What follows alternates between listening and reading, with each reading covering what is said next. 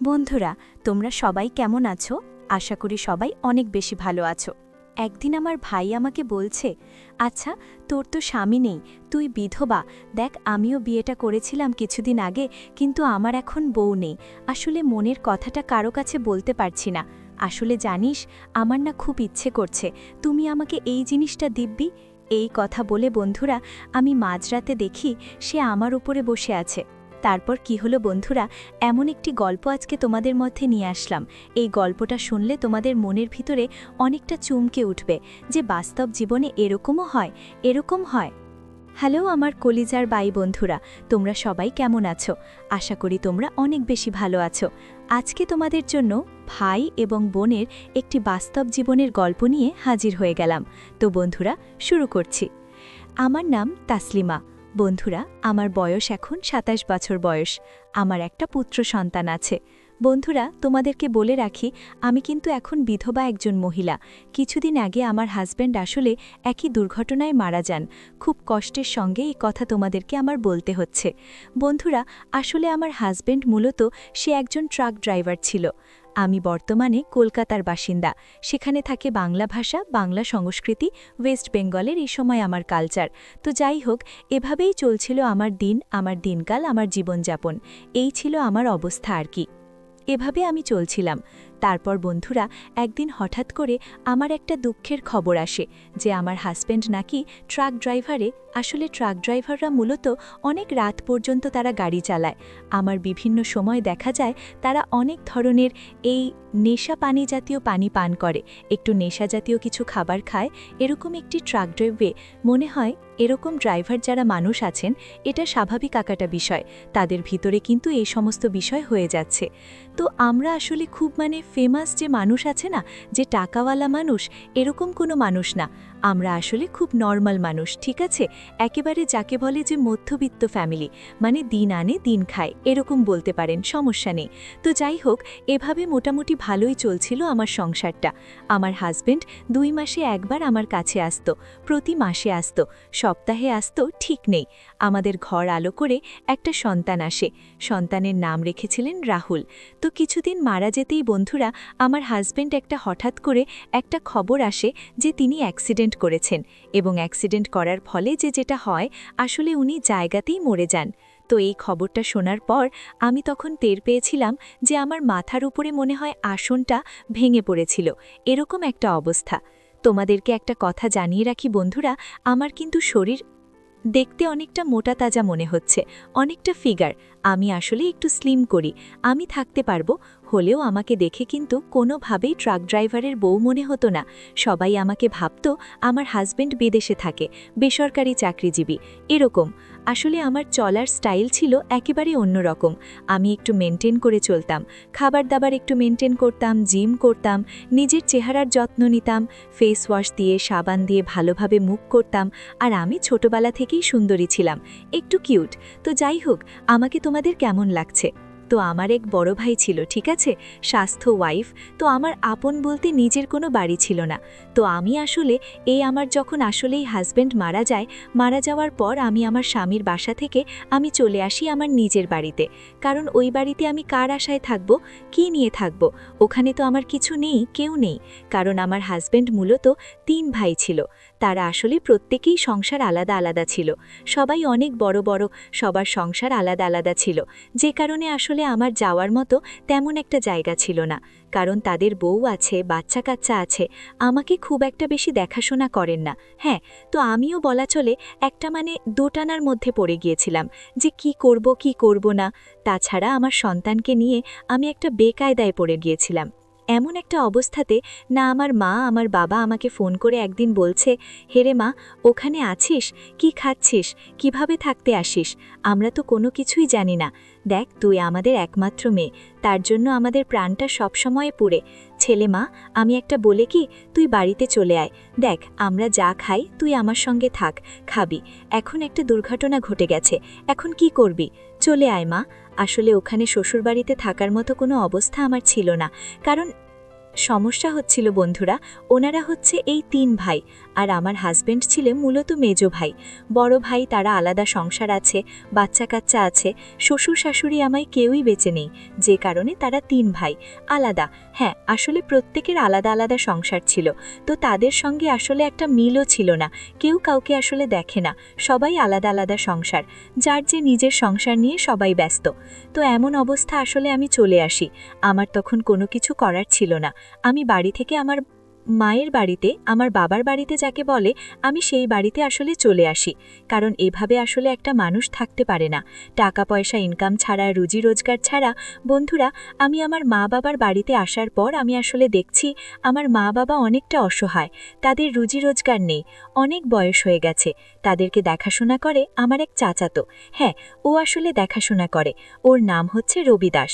রবি মোটামুটি বলতে গেলে আমাদের ছোটবেলা থেকেই সব কিছু দেখাশোনা করে।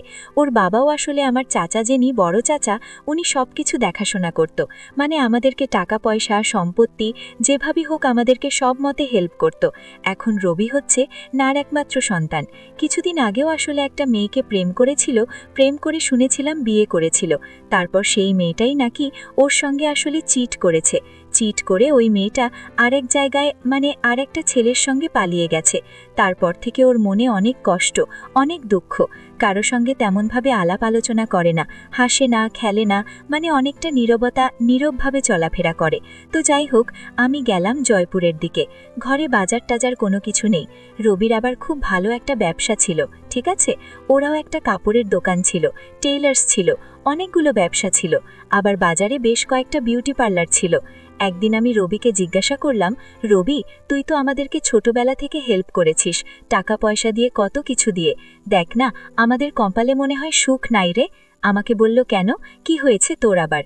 তখন আমি ওকে বললাম, দেখ না, মা বাবা এত কষ্ট করে এত টাকা পয়সা খরচ করে বিয়ে দিল, তোর থেকে লাখ নিয়ে, দেখ আমার হাজবেন্ড মরে গেল।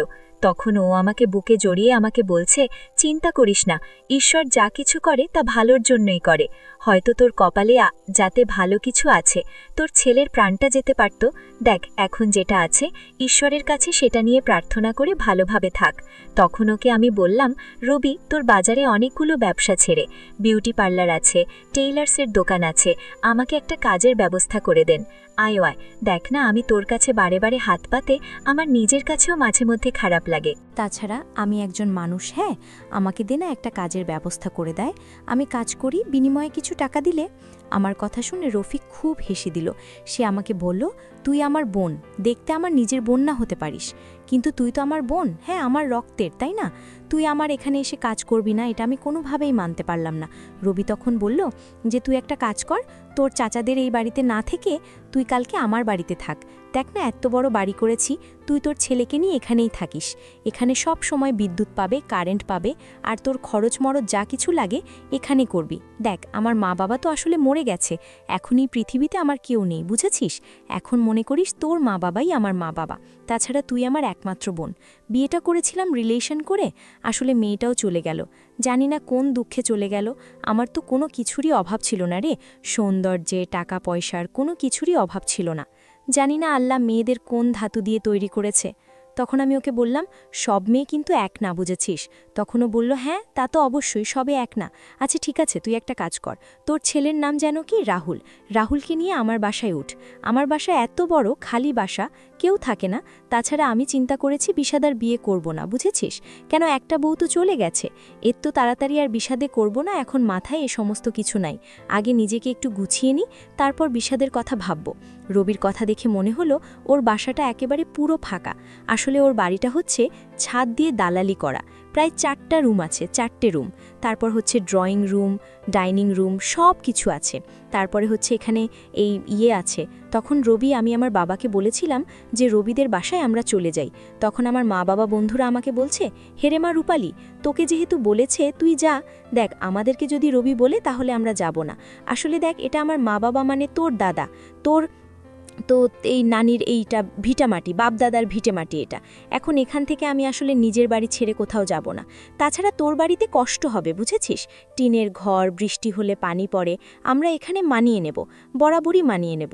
রবি আমাদেরকে হেল্প করে, খেয়াল রাখে। তুই একটা কাজ কর, তোর যেহেতু একটু সমস্যা হবে, তাছাড়া তোর সন্তানকে মানুষ করতে তুই একটা কাজ কর না।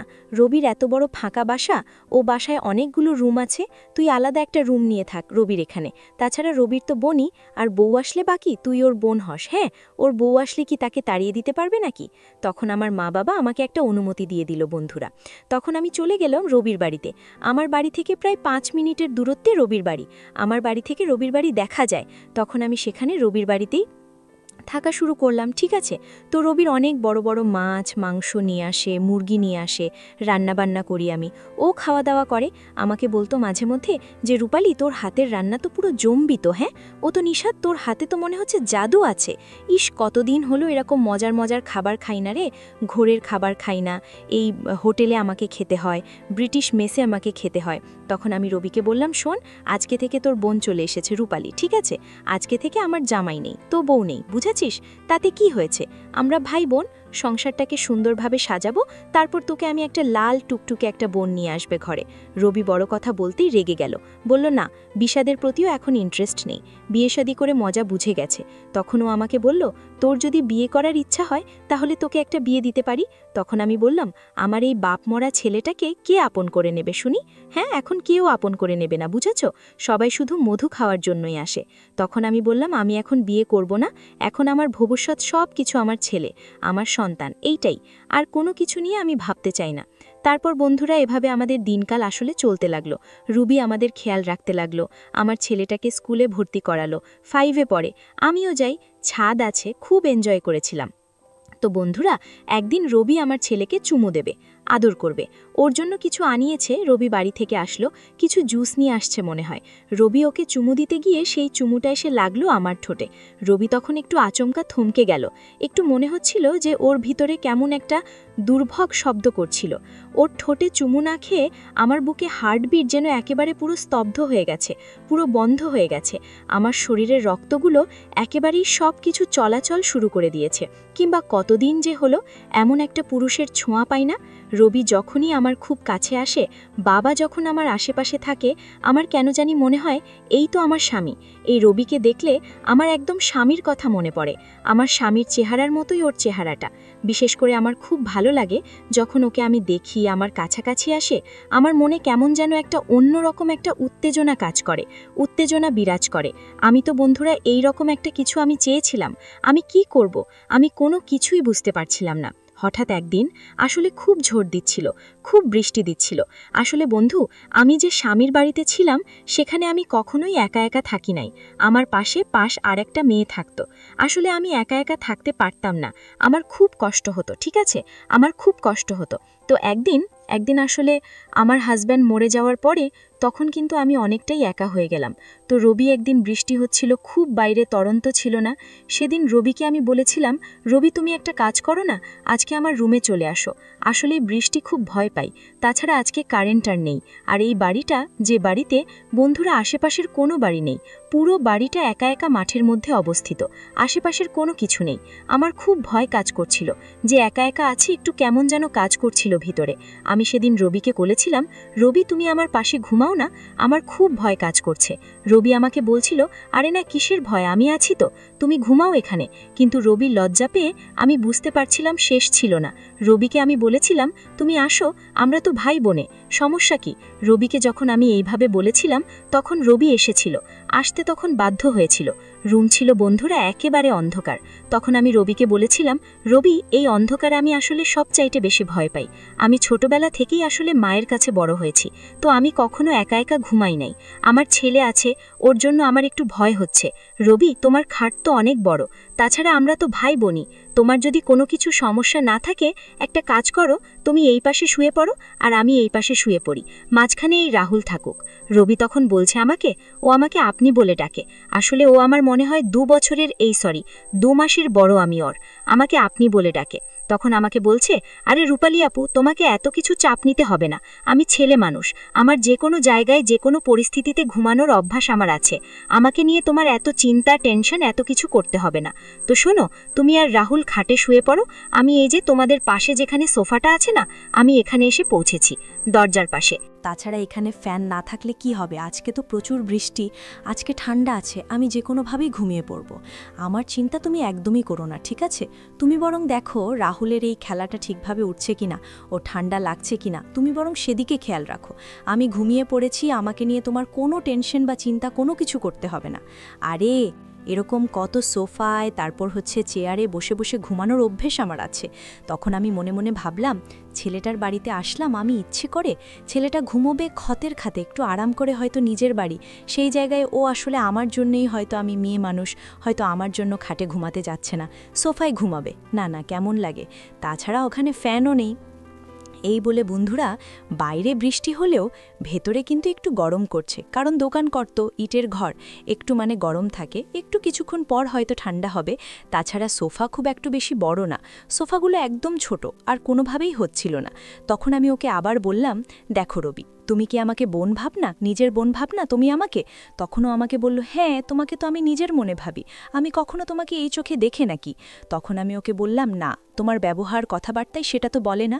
তুমি আমাকে পর ভাবার নিজের বোন বলে, আমি যখন তোমাকে অর্ডার করেছিলাম, আদেশ দিয়েছিলাম যে তুমি এখানে এসে শুতে, তাহলে তুমি এতক্ষণে আমার পাশে এসে শুয়ে পড়তে। আজকে আমার নিজের বাড়ি নেই বলে হয়তো আমাকে তুমি এভাবে বোট করতেছ। এই কথা শুনে রবি ভীষণ রাগ করে ফেলল। ও আমার উপর একটু রাগান্বিত হয়ে তাকিয়ে আছে, আমাকে বলছে, তুমি এই কথাটা আমাকে বলতে পারলে রূপালী আপু?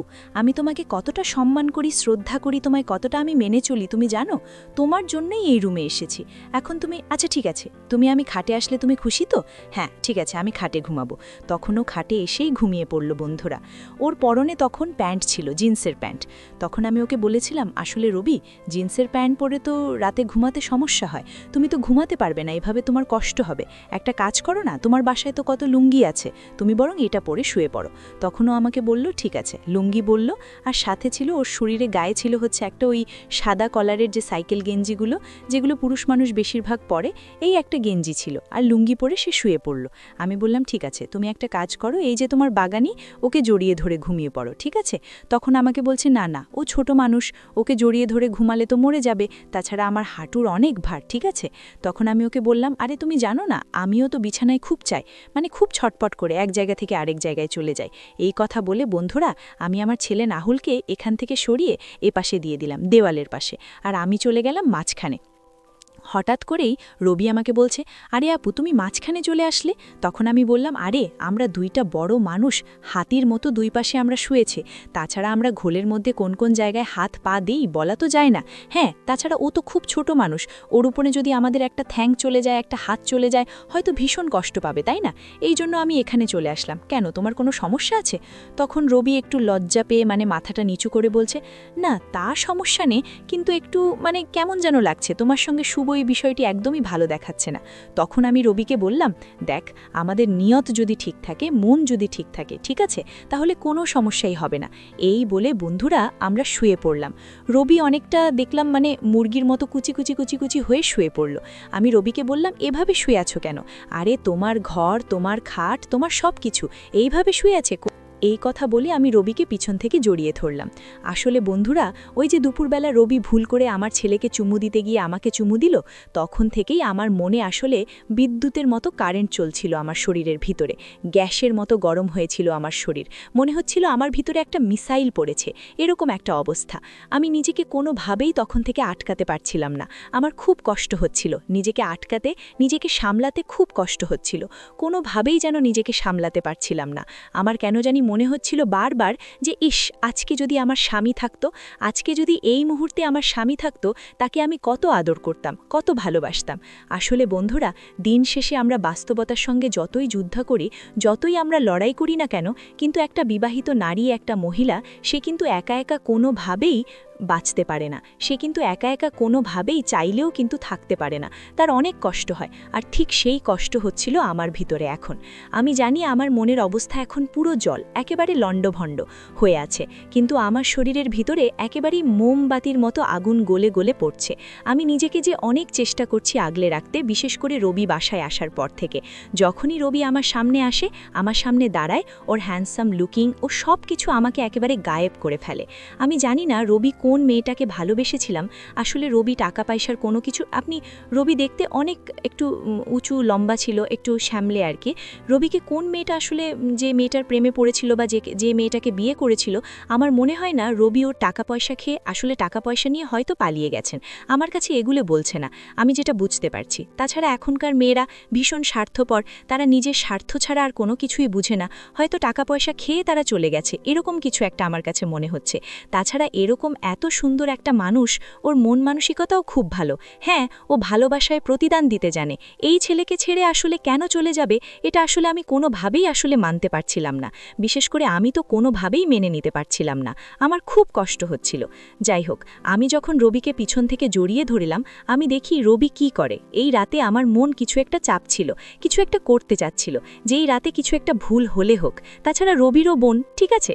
তো বন্ধুরা, সেদিন রাতে আমি যখন রবিকে জড়িয়ে ধরেছিলাম, দূরে দেখি রবি আর কোনো কথাবার্তা নেই, আর কোনো নেই। রবি খুব ভয় পাচ্ছিল যে ওর সঙ্গে কি হতে যাচ্ছে। তাছাড়া একটা মেয়ে মানুষ হঠাৎ করে ওর একটা ছেলেদের সঙ্গে জড়িয়ে পড়লে সব ছেলেরা কিন্তু এক না। রবি খুব বেশি ভয় পাচ্ছিল সেদিন, খুব বেশি ভয় পেয়ে আর কোনো কিছু বলে নাই। পরে বন্ধুরা, রাতে আসলে আমাদের একটা দুর্ঘটনা ঘটে। হ্যাঁ, একটা দুর্ঘটনা ঘটে। রাতে আমি খেয়াল করলাম যে তখন রাত 5টা বাজার, খুব ভোরবেলা। আমার শরীরে তারপর কোনো কিছুই ঠিক নেই। দুজন একেবারে দুজনের খুব কাছাকাছি আছি। রাতে আমাদের ভিতরে যে একটা যুদ্ধ হয়েছে, হ্যাঁ, এটা বোঝা যাচ্ছে, ঠিক আছে। বোঝা যাচ্ছে সকালবেলা রবি আর আমি ঘুম থেকে উঠে দেখি আমাদের দুজনের একজনের কাপড় চোপড় ঠিক নেই। একদম বেহাল দশা। রবি তো আমাকে সরি বলতে এসে আমার কাছে মাফ চাচ্ছে, কত কিছু বলছে। আমি তো বন্ধুরা খুব মজা পেয়েছিলাম। বিশেষ করে রাতে আমি খুব সজাগ ছিলাম, কিন্তু রবি ঘুমের মধ্যে আসলে সে নিজেও জানে না সে কতটা রোমান্টিক। সে ঘুমের মধ্যে আমার সঙ্গে ওই কাজটা করে ফেলে। আমি কিন্তু সজাগ ছিলাম, খুব মজা পেয়েছিলাম বন্ধুরা, মানে এতটা মজা আমি কখনোই পাই নাই। আমার হাজবেন্ড ছিল একজন নেশাগ্রস্ত মানুষ, তোমাকে সুখী করতে পারতো না, কিন্তু এখন মনে হচ্ছে আমি আমার জীবনের সবচেয়ে সুখ পাচ্ছে, মজা পাচ্ছে। একটা লাইফের একটা অন্যরকম একটা সিচুয়েশন আমি পার করতেছি। হ্যাঁ, এই সময়গুলো পার করার জন্যই হয়তো আমি এতদিন আসলে এই সময়গুলোতে ছিলাম, আমি এতদিন আসলে পাল করেছিলাম। রবি তো সকালবেলা ঘুম থেকে উঠে ওর এমন বেহাল দশা দেখে ও আমার কাছে মাফ চাচ্ছে, আমার কাছে ভুল স্বীকার করছে, আমাকে বলছে আপনি সরি, ভুল হয়ে গেছে, রাতে কি না কি হয়ে গেছে। দেখো আপু, আমি তো খুব মজা নিচ্ছিলাম, হাসিও পাচ্ছিল আমার তখন। আমি রবিকে বললাম, এই হয়েছে, এখানে তোমার কোনো দোষ নেই রবি, ঠিক আছে, যা হয়েছে এটা আমাদের দুজনের বিয়ে হয়েছে। আচ্ছা বাদ দাও, তুমি আমাকে বলছে যে আপু তোমার তো জামাই নেই, তাছাড়া তুমি তো এখন বলতে গেলে বিধবা, তোমার শ্বশুর শাশুড়িও খুব একটা তেমন একটা বেশি নেই, তাছাড়া তুমি বিয়েও শুনলাম করবে না। আপু, আসলে আমি বিয়ে শাদী কোনো কিছু করব না, আমারও বিয়ে শাদী ভালো লাগে না। হ্যাঁ, আসলে একটা বিয়ে করে তো দেখেছি, সব মেয়ে মানুষ এক না, আমার তো গার্ডিয়ান নেই, হয়তো এই জন্যই সবাই আমাকে ঠকায়। তুমি একমাত্র ব্যক্তি, একমাত্র মানুষ যে আমাকে বুঝেছ। আসলে রাতে এরকম একটা দুর্ঘটনা ঘটার পরেও তুমি কিছু বলছো না, আমাকে চিৎকার চেঁচামেচি করতে চাও না, আমাকে তুমি আরও নিজের করে নিচ্ছে। আচ্ছা, আমরা দুজন চাইলে কি এক হতে পারি না? এই কথা বলে রবি আমাকে সেদিন জড়িয়ে ধরেছিল। সকালবেলা সে আমাকে আরও খুব কাছে টেনে নিল। আমি বুঝতে পারলাম যে অনেকটাই ইমোশনাল হয়ে পড়েছে। তখন আমাকে কিছু টাকা দিল, দিয়ে বলছে, হ্যাঁ, আজকে তুমি আমার সঙ্গে থাকবে সারা জীবন। আমি তখন রবিকে এই টাকাগুলো ফিরিয়ে দিয়ে বললাম, রবি, তুমি আমার জীবনে আসলে একটা প্রদীপ, ঠিক আছে? অনেক কিছু দিয়েছো আমাকে, তুমি আমাকে স্বামীর ভালোবাসা দিয়েছো, আদর দিয়েছো, তোমার এই ঘরে আমাকে তুমি থাকার মতো জায়গা করে দিয়েছো। আমার জীবনে আর কিছু টাকা পয়সা আমি চাই না, আমি অন্য মেয়েদের মতো না। রবি এই কথা শুনে আমাকে সে আরও কাছ থেকে জড়িয়ে ধরল। তখন সে আমাকে আরও বেশি আদর করা শুরু করলো। আমাকে সে বলল যে আমাদের এই ভালোবাসা যেন অটুট থাকে। বন্ধুরা, সেদিন থেকে আমাদের ভিতরে একটা স্বামী স্ত্রীর মতো একটা ভালোবাসা শুরু হয়। আমাকে মাঝে মধ্যে আঁচল বলে ডাকতো, তখন আমি ওকে বললাম, এই রবি, আমি তোমাকে নাম ধরে ডাকি, তুমি আমাকে আপন বলে ডাকবে না। আমি তোমার হয় না, বরং আমাদের ভিতরে একটা সম্পর্ক হয়েছে। তাছাড়া বন্ধুরা, আমি দেখতে একটু মোটাসোটা ছিলাম, আমার শরীর স্বাস্থ্য একটু অনেক বড় ছিল, ঠিক আছে, বলা চলে একটু অন্যরকম ছিল। রবি অনেকটাই ভালো লাগতো আমাকে। পাই সবাই বলতো যে অন্য অনেক ভালো লাগা কাজ করছে, অনেক মজা পাচ্ছে, আরাম পাচ্ছে, এই ধরনের অনেক কথাই আমাকে রবি বলতো। রবির এই কথাগুলো ছিল আমার জীবনের সবচেয়ে বেশি অনুপ্রেরণা। আমাকে বলেছিল ওর যে আগের স্ত্রী ছিল এটা আসলে খুবই ছোট ছিল, চিকন ছিল, ও আসলে তেমন একটা মজা পেত না, কিন্তু আমাকে ওর খুব ভালো লাগে, খুব ভালো লাগা কাজ করছে। রবির এই কথা শুনে আমার সেদিন খুব ভালো লাগা কাজ করেছিল, খুব আনন্দ লেগেছিল আমার। তখন থেকেই আমি নিজের ভিতরে একটা অন্যরকম একটা ভালোবাসা খুঁজে পাই, একটা অন্যরকম একটা আনন্দ খুঁজে পাই, ঠিক আছে, যে আমি রবির জন্য এত কিছু করতে পেরেছি। আমার কাছেও এটা আসলে অন্যরকম একটা ভালো লাগা কাজ করত। তারপর থেকে বন্ধুরা, রবি আর আমার ভিতরে সব সময় একটা ভালো লাগা মন্দ লাগা কাজ করত, একটা অন্যরকম কিছু একটা সব সময় থাকতো। তো একদিন আমি রবিকে বলছিলাম, আচ্ছা রবি, আমরা তো চাচাতো ভাই বোন, তাই না? আর আমরা যেটা করছি সেটা কিন্তু একেবারে ভুল কাজ করছি। ঠিক আছে, একটা কাজ করি না, আমরা তো চাইলে বিয়ে করে আমরা একসঙ্গে থাকতে পারি। তাছাড়া এখানে বলার মতো আমাদের তো কেউ কোনো মানুষ নেই। দেখো, তুমি যেহেতু সারা জীবন দিবিয়ে করে নিয়েছো যে তুমি বিয়ে শাদী করবে না, আর আমিও মন থেকে মেনে নিয়েছি আমি বিয়ে শাদী করব না, তাতে কি, আমরা নিজেরা তো বিয়ে শাদী করে সংসার করতে পারি, তাই না কি?